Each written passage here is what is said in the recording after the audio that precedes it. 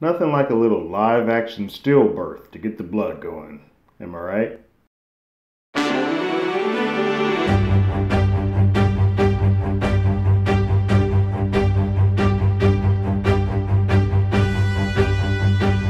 Hello everyone, Terrence here with Hollywood Already Did It. If you haven't already, go ahead and like, share, subscribe to the channel, leave a comment, ring that bell below. Anytime we have something, you will be among the first to know. Final episode is here. Final episode of House of the Dragon has arrived, and this one is all about the blacks. Sounds terrible, but you know what I mean. The Greens with Alicent and her whole family were the last episode. This episode is all about Rhaenyra and them shoring up the ranks to make their claim for her to be the queen as opposed to Alicent having her son be the king. We start off with Lucerys, kind of looking at the Driftmark stuff and saying, I'm not about this life. Like, I get sick when I look at water. I don't want to do any of this.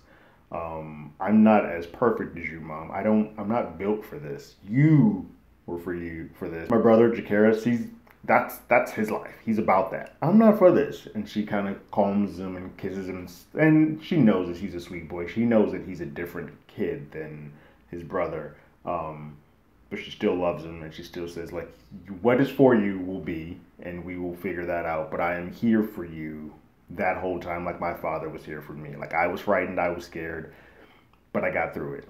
And my dad was there for me. So I am here for you throughout all of this, and we'll figure it out together. So sweet. Foreshadowing. We're then told that Rhaenys has made it from the keep and is here off of Dragonback with an urgent message. And she wants the company of Rhaenyra and Daemon. She tells them that Viserys is dead. And you can tell that it is heartbreaking to Rhaenyra. She knew this day was coming, but it is still a big shock. Rhaenys then has to tell her that there's more. And that they have declared King Aegon as the king there and have done it in front of everyone, has done it in front of the Dragon Pit. It has been this big show and multiple people have seen it. It is now, he is the king. Yeah, that is the claim that they have made. Daemon immediately is like, oh, they killed him. He also questions how Rhaenys was able to make it out of there alive. And he's like, yeah, they captured me for a couple of days. I'm not sure how many days your father's been dead, but they captured me for a couple of days so they could shore up their ranks. But I was able to get out on my own accord on Dragonback. And they're like, what? When Daemon asked the question that all fans have been asking, like, why didn't you just burn it down? Like, you had the moment to burn it down right then and there. And she's like, look, I pledge my allegiance because my husband has pledged my allegiance to you. You have Valerian's family here. You have my grandkids here. And I mean, Baelor and Rhaena. She's not talking so much about Jacaerys and Luke. But my husband, who's not here, has claimed an oath to you guys. And so I made a beeline to here to get to you. But what I'm not going to do is, if I set them on fire, that's starting a war. And a war is coming. A war is going to happen. But I'm not going to be the one to start it. You can start it, and I'll be here to back you. But I'm not the one throwing that first ember into the fire. So that makes a little more sense. The next couple of beats are a lot of Daemon talking to council to figure out the plans of attack. Who are allies, who are not, who do we have to go make allies, who do we have to show that we are the best of the best of the best, and they should be with Rhaenyra, pledge their allegiance here, or else they'll die. Instead of being at the bedside of Rhaenyra, who is happening to have a miscarriage, a stillbirth miscarriage, in front of her handmaids. The second she gets the news about her father's death and a usurping of her birthright or her claim to the kingdom, she goes into a miscarriage and starts bleeding. The baby's coming, but everybody thinks the baby's too early. And she goes through what is one of the most painful and just nauseatingly disgusting scenes that I've seen in some time. Second only to the miscarriage at the very beginning. We have a miscarriage here at the very end of this season where then we saw someone being cut open. This one we just see blood just pouring all over the place, and then a little stillbirth baby pops out. Yeah, I don't know if I needed to see that. But the point is, Daemon is not by her bedside throughout all of that. He is strategizing and strategically trying to think of what to do next, because their claim to the throne is in jeopardy, and they're doing everything humanly possible to come against that. They then sort of have a funeral for their unborn kid, and then that another sort of come together moment happens, as Rhaenyra comes back to sort of getting her shit together after the funeral. While at that wake, there is sort of a coronation that kind of happens. The crown from the Targaryen, from Viserys' actual crown, is brought from a knight that pledges allegiance to Rhaenyra. He brought it there, and he's given it to her, and now she has a crown, and everyone sort of takes a knee to her. Everyone that's there. It's a ceremony that shows that, hey, there was a coronation for her on a much smaller scale, far less people there, but they did take a knee to Rhaenyra, and they sort of pledged their allegiance to her. And Rhaenys is there to see it, and she didn't take a knee in that scene. She stands and watches, but she is there. They sort of have another meeting. She comes in, and she has Baelor and Rhaena, her Daemon's kids, come to the table too, because Valerian is a part of all of this. That was sort of the rules of what was supposed to be happening. And they just start going over the lay of the land. Do we have the Starks? Do we have the Lannisters? Do we have the Baratheons? Like, who's on our side? Who's not on our side? And we need to figure all that out. Like, sort of plotting what they got and what they can and can't do with what they sort of have in place. In this discussion, we start seeing that Daemon is kind of speaking as if he's the king, whereas Rhaenyra is being a little bit more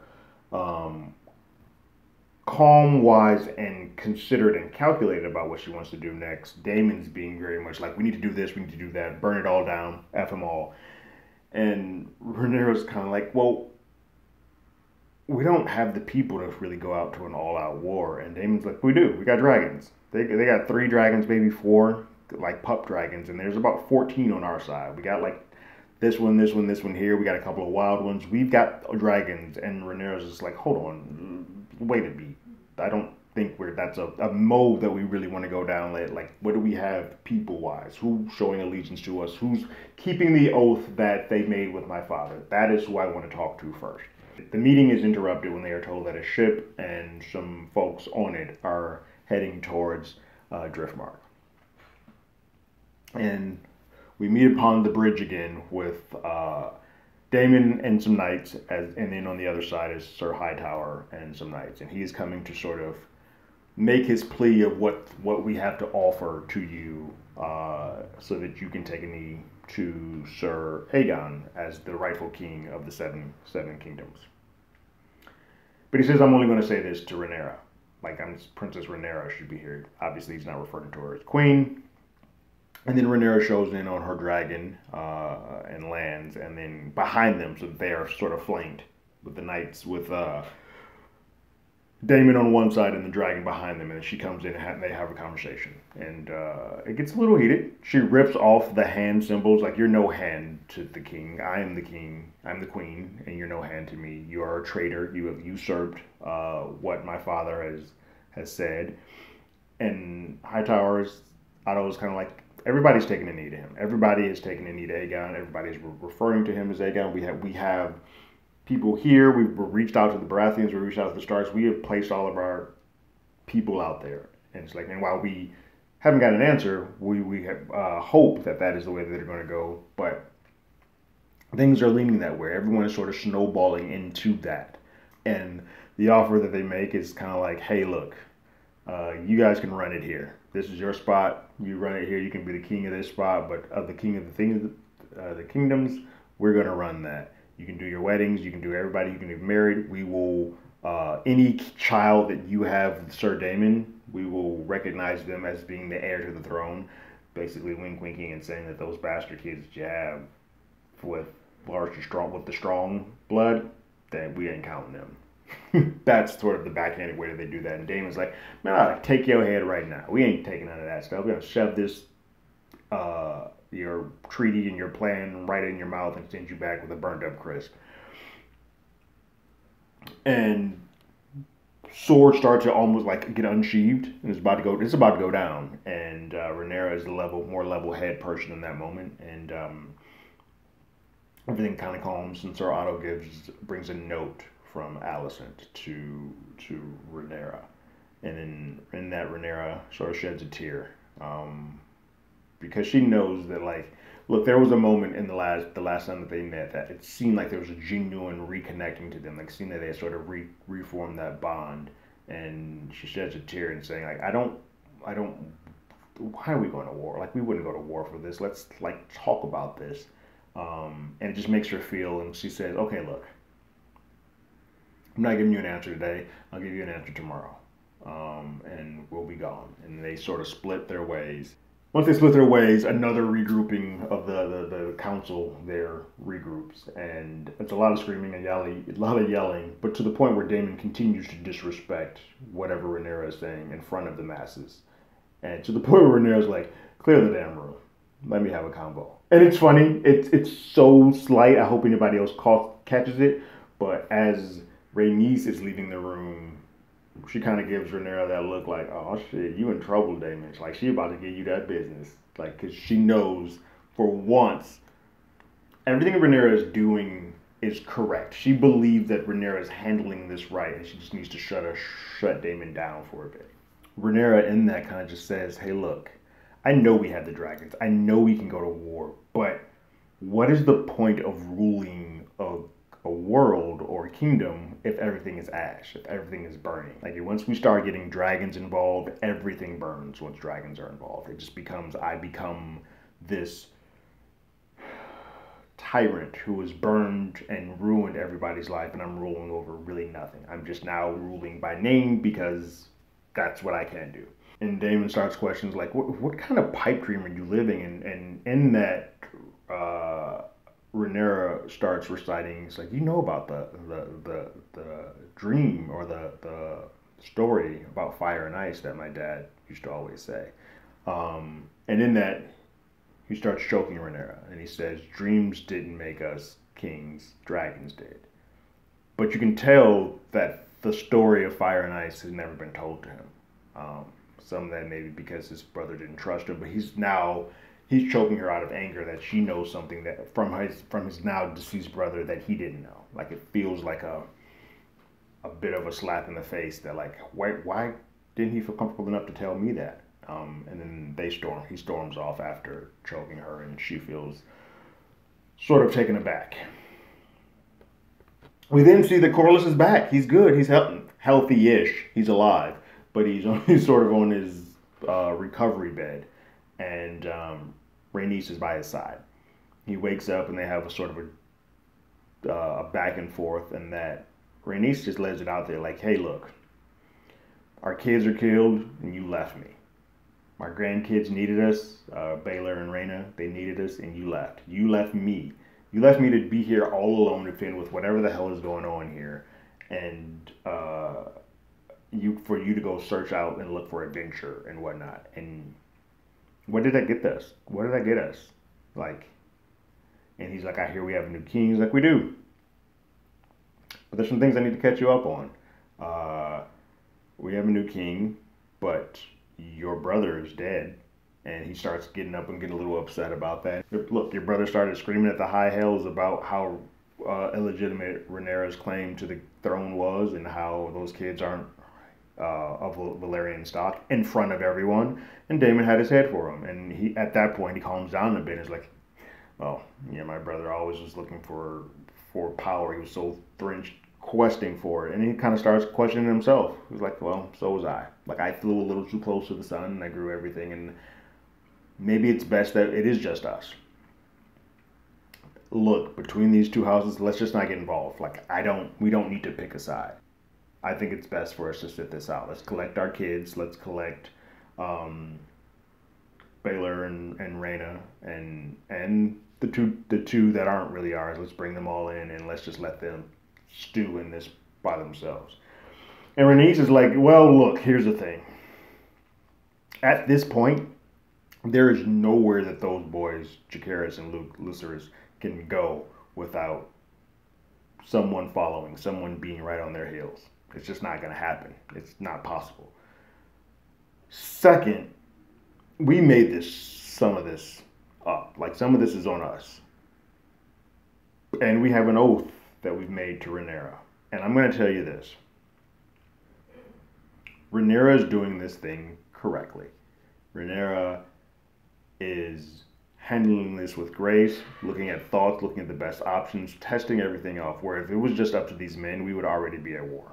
People would be burned, people would be dead, we would have bodies strewn all over the place. Rhaenyra is doing things to make this feel like, hey, what are our best options and how can we go about cultivating the kingdom without burning it all down? And for that, I think we should be on her side. We should pledge our allegiance to her. And so they do. We have another council scene. They come together. Mind you, Daemon is not here. And even Corlys asks, like, where's Daemon? Part of me thinks Daemon's not there because he killed his brother. And he's like, yeah, I don't think the first time that he comes back around, I should probably be here. So he's just choosing. But he also did just get into it with Rhaenyra. So it's a twofold thing.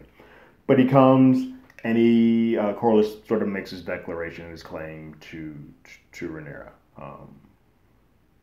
And Rhaenyra is genuinely taken aback and says, I appreciate that. And looks at Rhaenys and says, I appreciate you as well. And then they get to work. They start talking about stuff. And what we learned is that Corlys says, hey, look, while I was gone so long, I did lock up the stepstones. Like, that's ours.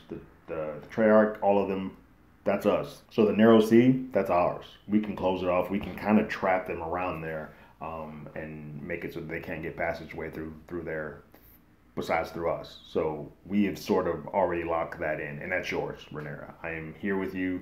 We're giving that to yourself.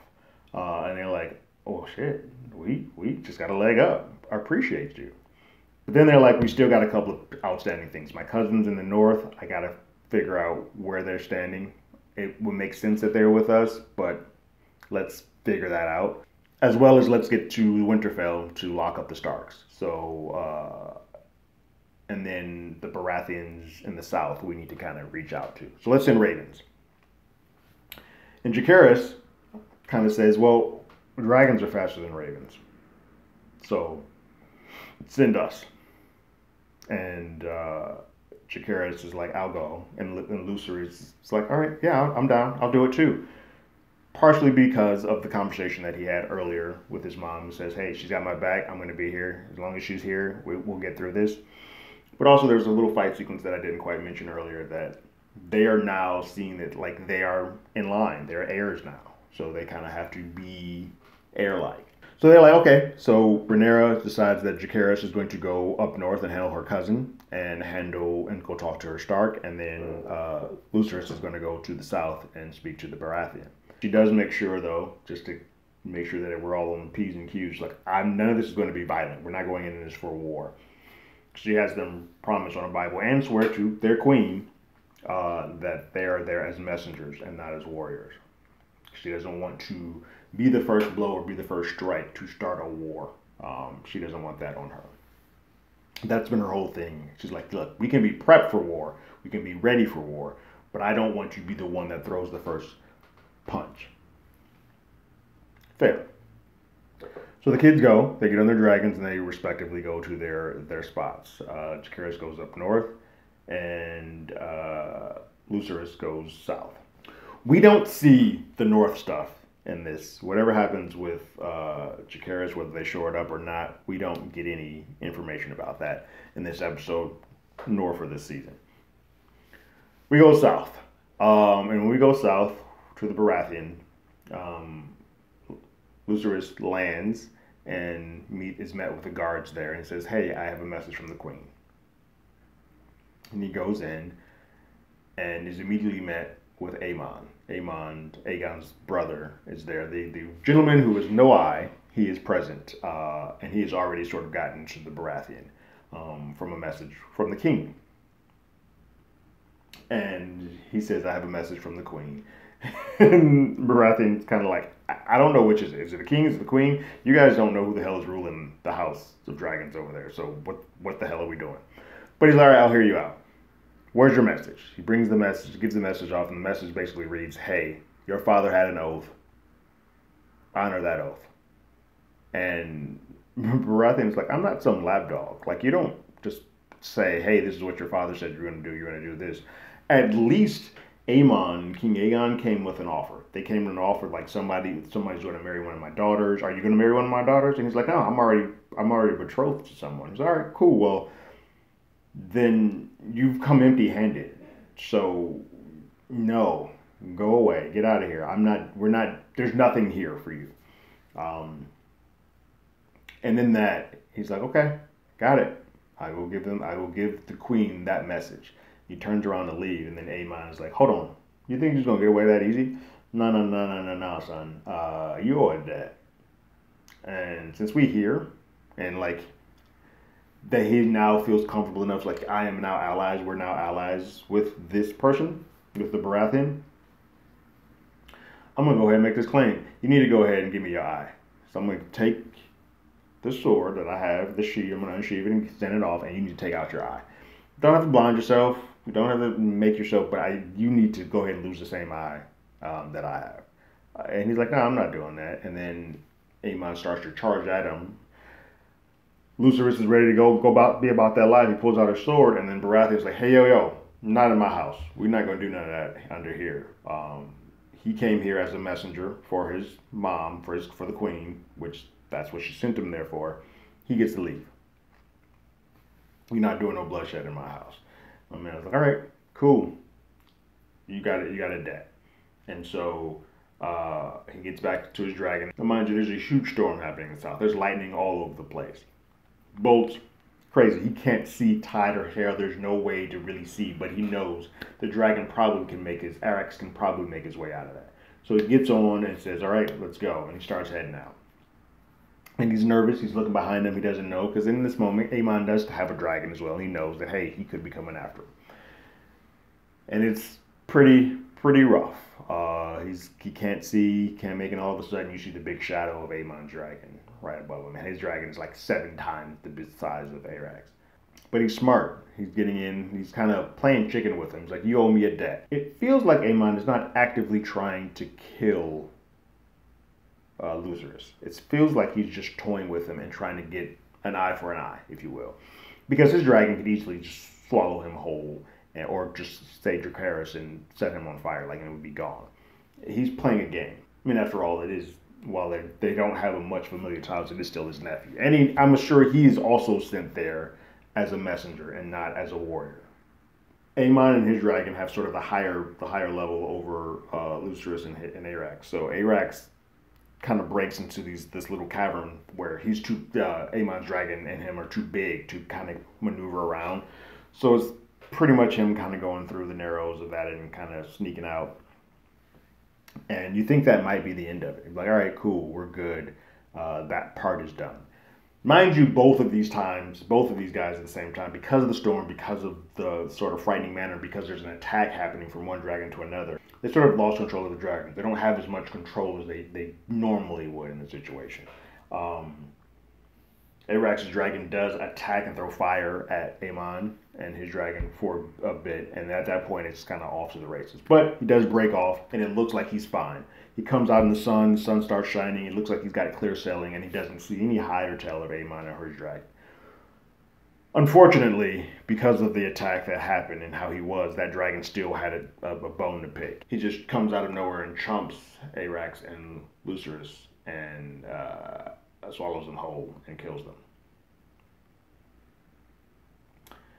In that moment, you can see the very look on Aemon's face when he has oh, you know you done fucked up, right? That's the look he has, because he knows he went there just like Lucerys went as a messenger, not a warrior, but he just threw the first punch across the bow. Like the first declaration of war came from therein as you killed his kid. It's a difference in taking out an eye. Yeah, you lost an eye, but you're still alive. He was playing this game where he seemed like he wanted to just take out an eye or take off an appendage and harm him in some way, like pay the debt, but not kill him. So he looks guilty, and he looks like, oh crap, how am I going to go back home? She is going to be furious.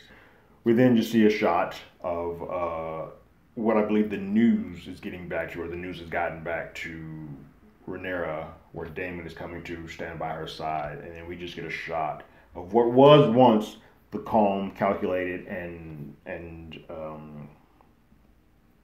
thinking man's queen. She turns around with the most anger, hate, and sadness, just a pure rage on her face. And you know, in season 2, when we come back, Rhaenyra is going to burn the world down for her baby, who she said she was going to have be there with her the whole time. Ouch. It's funny. Series to series, I'm going to compare them for a bit. The first season of Game of Thrones didn't really hit for me. I joined in late.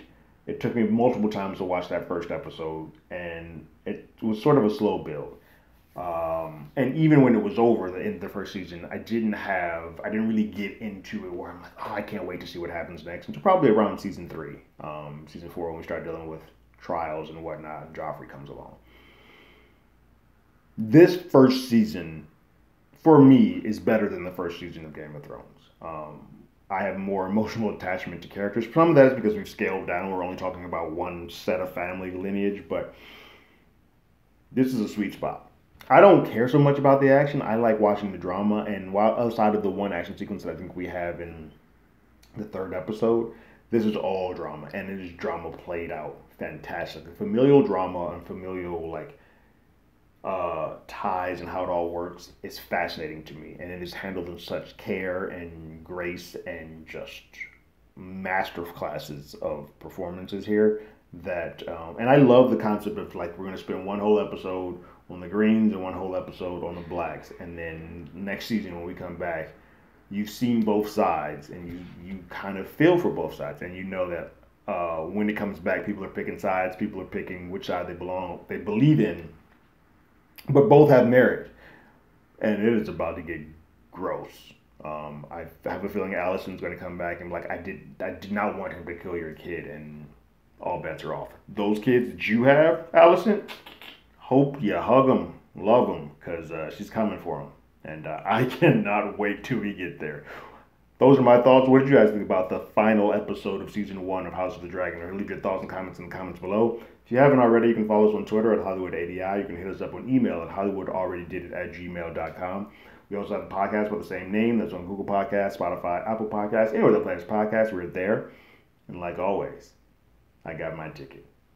You got yours.